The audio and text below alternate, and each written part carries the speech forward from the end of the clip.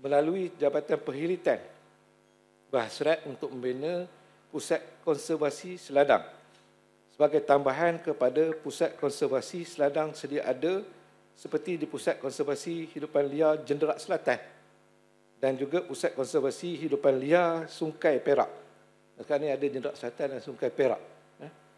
Dan jabatan ini tidak berhasrat untuk memindahkan Pusat Konservasi Seladang sedia ada, tetapi untuk menambahkan lagi satu pusat tersebut di Jalan Bukit Renggit di Lancang, Pahang.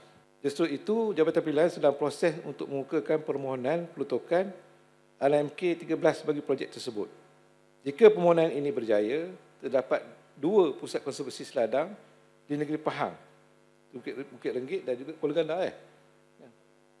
Dia kenapa tak disatukan? Lagi banyak, lagi meriah. Dan seterusnya dapat memperkasakan lagi usaha konservasi seladang secara ex situ yang dilaksanakan oleh kerajaan melalui Jabatan Perkhidmatan. Dan untuk ini, jaringan kerjasama yang erat antara Jabatan Perkhidmatan dan agensi-agensi di peringkat kerajaan negeri telah wujud dalam usaha-usaha kita untuk konservasi hidupan liar dan antaranya diterjemahkan dalam bentuk pembentukan kawasan perlindungan baru seperti juga Rizak Harimau Diraja Sultan Abdullah. Dan inisiatif ini menunjukkan komitmen kerajaan negeri dalam memastikan habitat hidupan liar terpelihara dan ancaman kepupusan spesies seperti harimau belang dapat dikurangkan serta melindungi habitat untuk pengurusan dan pengekalan khazanah dalam negara kita. Dalam konteks mengurangkan konflik manusia dan hidupan liar, khususnya yang melibatkan gajah liar yang merosakkan tanaman masyarakat orang asli, kerajaan negeri sentiasa bekerjasama dengan kerajaan persekutuan melalui Jabatan Perkhidmatan dalam usaha mitigasi yang berterusan.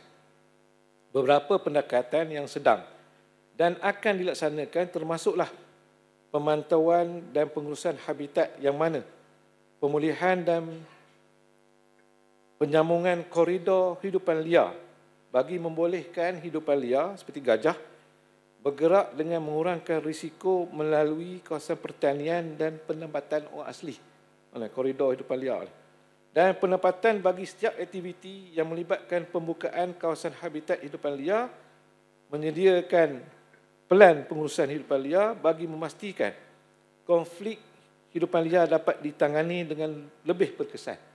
Dan langkah mitigasi konflik, Jabatan Perkhidmatan mewujudkan kawasan selamat di kawasan penempatan masyarakat orang asli melalui juga kaedah pemasangan sistem pagar elektrik gajah mudah alih, program tangkap dan pindah gajah dari kawasan konflik yang kritikal ke habitat yang lebih sesuai dan juga pemasangan koala gajah sebagai sistem pemantauan pergerakan gajah dan sistem amaran awal. Berkenaan dengan pelibatan masyarakat dan pendidikan kesedaran, Jabatan Perkhidmatan turut mengadakan latihan-latihan dan bimbingan-bimbingan khususnya kepada komuniti masyarakat orang asli mengenai langkah-langkah keselamatan, penyelenggaraan sistem pagar elektrik gajah dan juga teknik-teknik mitigasi. Program-program pendidikan ini dan kesedaran ini kepada masyarakat mengenai kepentingan pemeliharaan hidupan liar dan bagaimana untuk mengurangkan konflik secara harmoni serta kerjasama dengan NGO dan pihak akademik dalam kajian penyelesaian jangka panjang berkaitan dengan konflik manusia gajah.